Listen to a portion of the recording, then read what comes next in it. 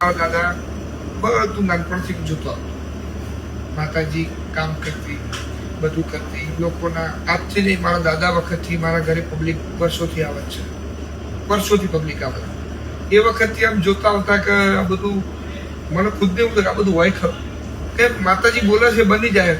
પણ જ્યારે હું પોતે ગાદી પર બેઠો, જ્યારે ગાદી પર બેઠો તારો જે માતાજી મને વિચાર આપતી એ ગાદી પરથી નીચે ઉતરે પછી એવું થાય આ શોર મેં જ કીધું, માતાજી મારા કોઠે જ કીધું એમ કે આવું બી હોય. એવું ખુદ અમુક વખત અમને ખુદને બી થાય. એક વખત મોટામાં મોટો પરચો મારા માટે તો એ જ છે જ્યારે મારા ફાધરની તબિયત બગડી, બરોબર. એ વખતે મેં ખુદે માતાજીને એવું કીધું, માતાજી મેં કોઈ દિવસ તારા ઘરે કશું માગ્યું નથી. તે દિવસે મારા પપ્પાની તબિયત, એ દિવસે આત્માથી આમ પાણી આવી ગયું કે મારા પપ્પા બીમાર છે.